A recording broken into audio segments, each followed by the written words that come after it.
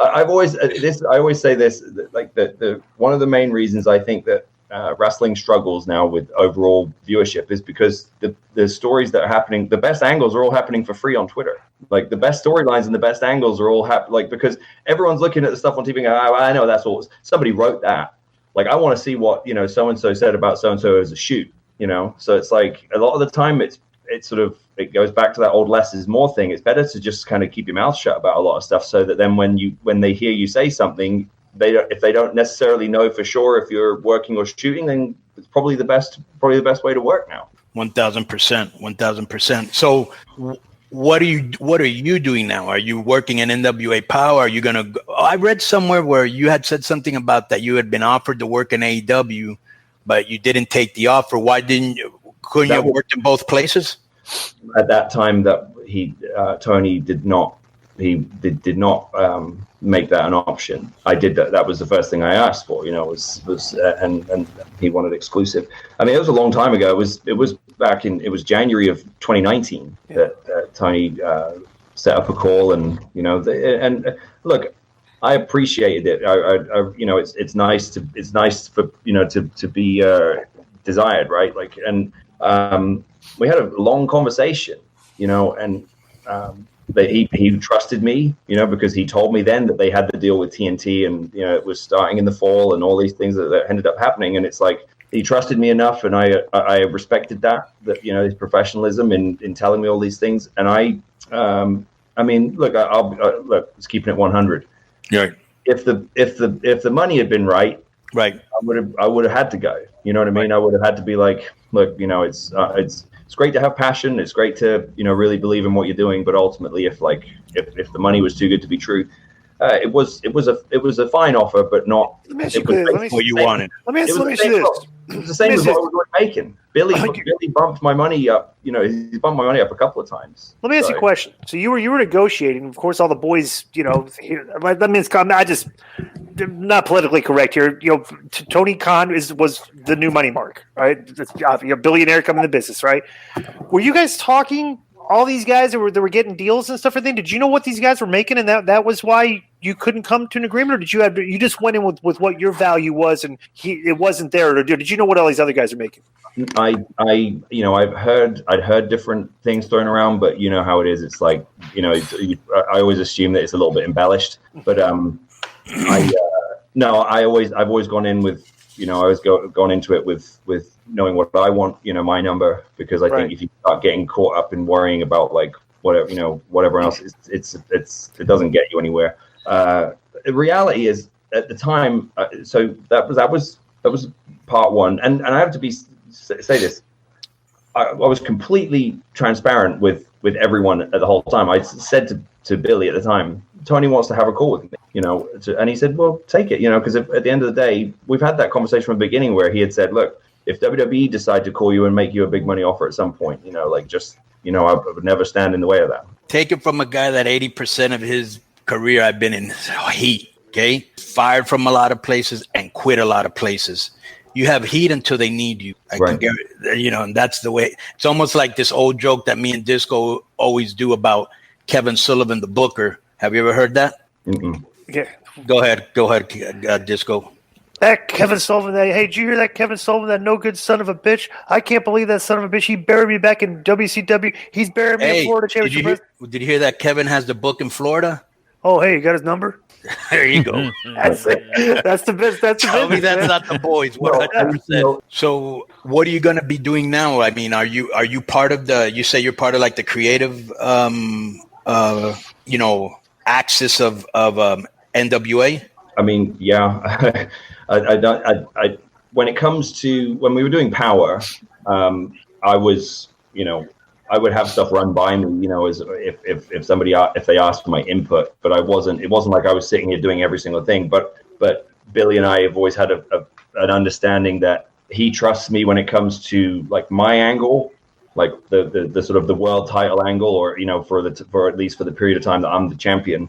He's always pretty much just been like, where do you want to go? How do you want to do it? You know what I mean? Like, what are we, and pretty much, and obviously it's always like approval, needed, but for the most part, it's pretty much I kind of want to do this. I want to take it this way. I want to do it like this. And then, whoever else, it's very, very collaborative, and obviously in this interim, I've basically taught myself how to edit and direct, because I've figured out that if I didn't do it, like, it wasn't going to get done.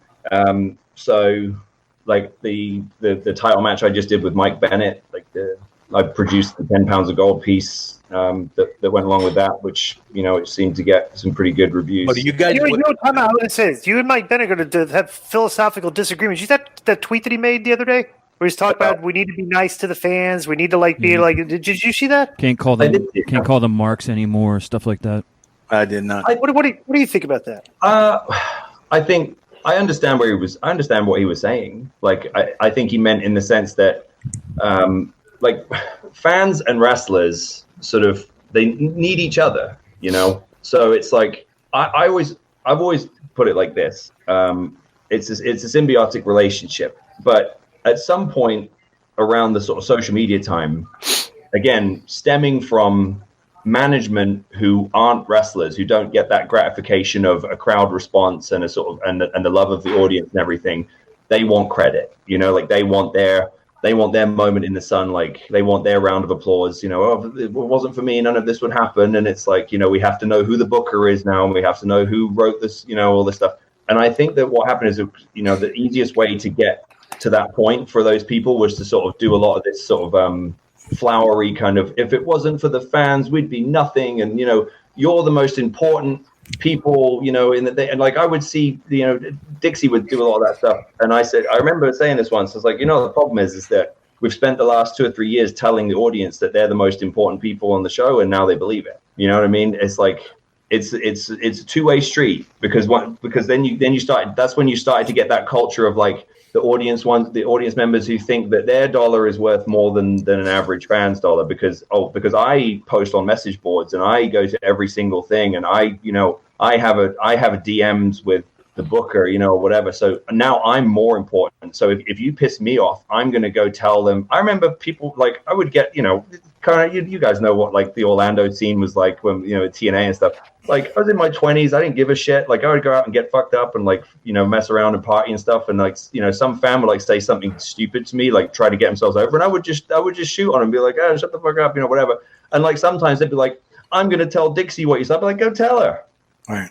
Like, because, you can't live, like, because, there's always the ones who take it too far, right? So they cultivated that thing of like, oh, they have, there's a difference between respecting the fans, which of course you have to, but the fans also have to respect the boys too. Yeah. You know what?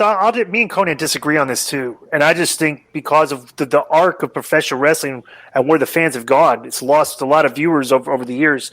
And Konnan always says, just listen to the fans, listen to the fans. I'm like, okay, well, the fans are wrong. Why do you want it? Like, and that's the constant battle that wrestling faces, is the people that know what needs to be done to draw money, and you're fighting against fans that kind of want the opposite of that. And it's like, right. So there's the challenge. Wait, let me elaborate on that. Okay. This is very easy. I have a very good track record of discovering and cultivating talent, but there are times when the fans will let me know who the next star is. And for me to ignore that, it would be the stupidest thing I can do. So I give them what they want. That's all there is to it. Yeah, but then again, we'll argue this, We can argue it all day. If you looked at the model of professional wrestling and what it drew over the years, and all of a sudden, if you're looking at business stuff, and no due disrespect to these guys, but if CM Punk and Daniel Bryan are your top guys out of listening to the fans, it's like we can argue this. We hold their weight. They're good wrestlers, great on promos, great fucking characters, everything. But like I said, level guys. Like I said, if you're selling this product to people and fans and trying to increase it, so if you're looking at the market of what you're trying to sell this product to, would you rather have Nick Aldis out there in a three-piece suit, or would you rather have a vegan guy with a beard hanging down to his down to his belly button? And it's I think that's oversimplistic. It is oversimplistic, but let me probably finish. The vegan guy with the beard. It is oversimplistic, but it's at the point where we've taken those and made them the flag carriers for the product, and it's like, I just they have a spot on the card. They have this, but like I think the visual presentation of wrestling, bro, over the years has taken the hit. When you look at our top guys in Mexico, right? Psycho Clown, the biggest ticket seller in the country. Mm-hmm. Pentagon in Phoenix, need I say more? LA Park, a super legend who can fucking still go at 50 years old, and I will put anybody in the ring with him and he will fucking beat their ass. And Rush, who's an ROH and he's a superstar, bro. Those are our top guys. Who looks like a fucking jack off out of that group, or a vegan or some fucking clown? None. Right. They're larger than life characters, and they own it, and they present it, and they've got conviction in the way they do it. Right. That's really what it's about. And like I think that what we've moved, I think it all stems back. I think we'll actually all agree here, but I think it's just we're being presented differently in that. I've always thought of wrestling as like a sports movie or a morality play with violence, right? The difference between live action theater is what. Yeah, the difference between wrestling and sports is that like we can create the anticipation and the build and the, and the training and all the other stuff, but we can determine the outcome to make sure it's satisfactory, right? You can promote the biggest prize fight you want. Look at Mayweather Pacquiao was a shit fight. In the end, like it's a shame because the build to that, obviously, that's a once in a lifetime, kind of build and a moment. And obviously the box office was phenomenal, but the fight didn't really live up to the expectation, but in wrestling, the idea is that you can find those, but then once you get to the finish line, you can determine the outcome to make sure that it's the storybook ending. And I think that because we've become so sort of governed by approval, the match has to have X amount of moves, and it has to have this, and it has to have that, and it has to be at least 4 stars. It has to be executed. Yeah, it has to be executed in a way that the criteria has changed, and ultimately I just look at it I'm looking at it from can I get people emotionally invested in this? I'm a perfectly capable wrestler in the ring, but I'm not Pentagon. You know what I mean? I'm not. I think you've heard me say this. I think you would agree, bro. A 5-star match has never drawn a dime. The dimes are drawn before the match starts. Sure. And it's like, so that I think we've all forgotten. Like the professional wrestling business has forgotten that. It's like nobody, Nobody, the people buying for investing you're selling a match, not the result. Right.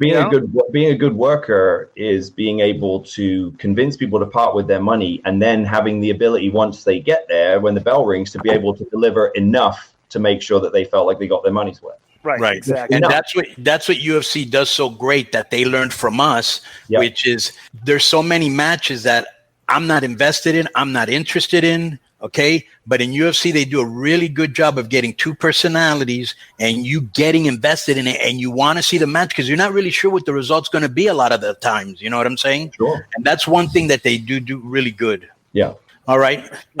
Nick, where can people find you? What do you got going on? Where are you living, by the way? Go out there. Where are you living right now? Franklin, just outside Nashville. So you can on Twitter at Real Nick Aldis, on Instagram at Nick Aldis, and all the NWA stuff on social is really easy to find. It's all at NWA. For anyone who hasn't checked it out yet, all of the NWA content is at youtube.com/NWA. Both seasons of Power, so 21 episodes of NWA Power are on there. All the episodes of 10 Pounds of Gold. I think there's like 68 episodes or something like that now. Including the most recent one detailing the Mike Bennett's road to redemption, battling back from addiction and his disappointing run in WWE, and there's tons of other stuff on there. The entire the full match rematch with Cody and I from NWA 70 is on there. 2 out of 3 falls from Nashville. Just a whole load of stuff. And like I said, to anyone who is listening who has been patiently waiting for the return of NWA Power, I can't say anything definitive, but trust me, I am working real hard on trying to make that happen and get it back in the best way we can. Yo, let me throw you a special Easter egg too. Boom. I know we have this running joke that every time I see you, we say we're going to work together. We never do. And what happens is everywhere I'm at, I get fired or I quit. And so I can't bring you in. But I'm in a very good spot right now. Okay. And I would love to bring you in the future to do something with us. And so hopefully you can work with us. I'll block out some dates on my calendar in 2025. When wrestling shows have fans again, right? It's a funny story. So the first time I go down to Mexico, I'm green as shit, but I was jacked. Like I was, and I do this like. Bro, you were super over too. This is what I was getting to. So I go down. I do like a typical like trios match. I think it was me. I can't remember who was on what side, but I know Abyss was in it. I know that Tigre Uno was in it. Who else was in it? Macias, and I can't remember the other guy.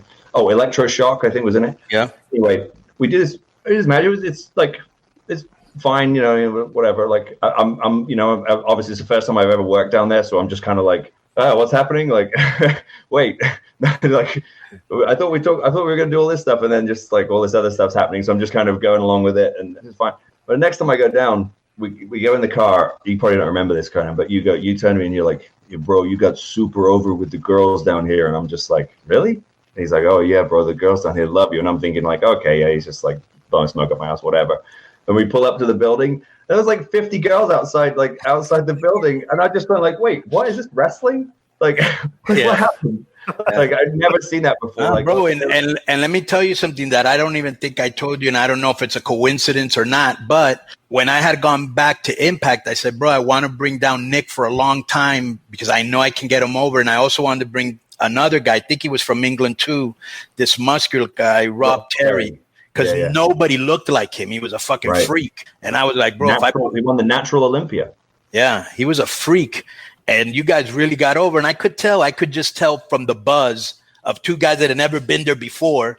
I knew that if we did a good storyline with you, and after I said that, they started to push you. And I was like, shit, I wonder if this was something they had planned or if it was something because I told them I wanted to use them. Probably because you said that, and then there's something like, oh, okay.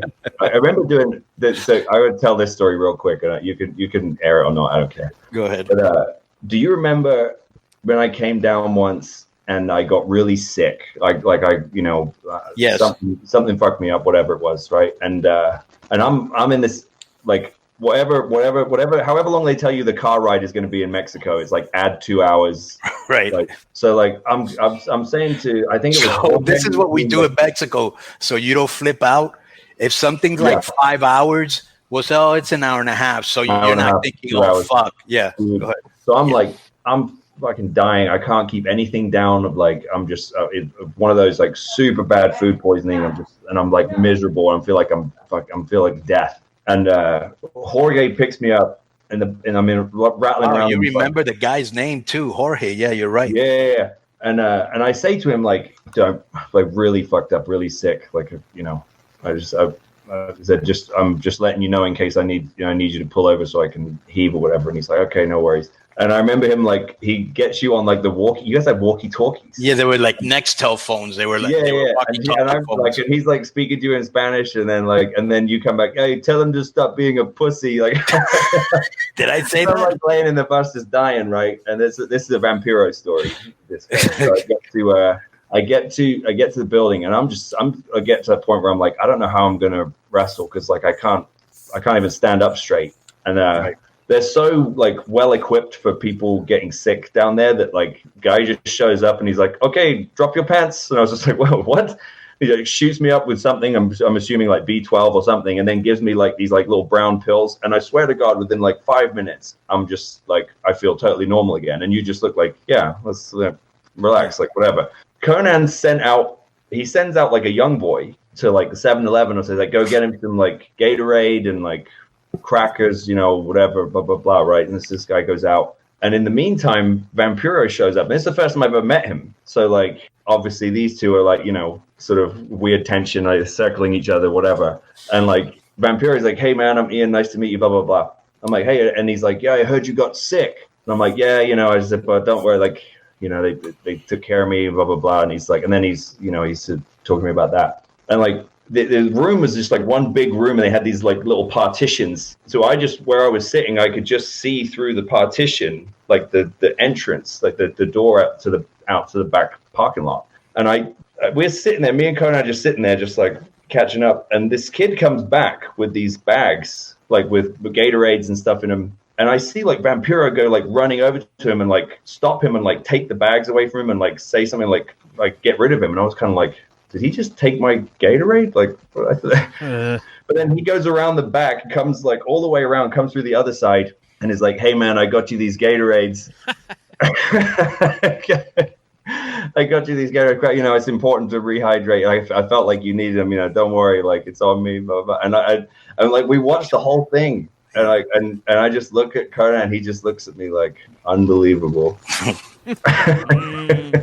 But I will say this: he was in my segment that night where we had like a match. I think it was Psycho Circus and like whatever. It was a big schmoz, and then all the lights go out, and they came back up, and he was doing. And dude, I've never heard that place popped. Yeah, unbelievable. Like it was. I'd never been involved in. It made my ears ring. It was like I was like, wow, like that's over. Like I remember thinking, you know, because you always hear these stories like, oh, Konnan was so over, Vampiro was so over in Mexico, and it's like, you know, you kind of get it and understand it, but like, and when I was just like laying on the ground selling whatever, and I just heard this thing, and it just went, Jesus, unreal. Yeah. Well, you can imagine. So I buried him and then put him over. There you go.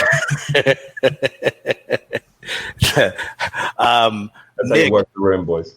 Nick, like I said, hopefully we're going to be working together in the future, do something together, because I like your stilo. Sure. You know, I like what you're doing at NWO Pro. Everybody check out NWO Pro.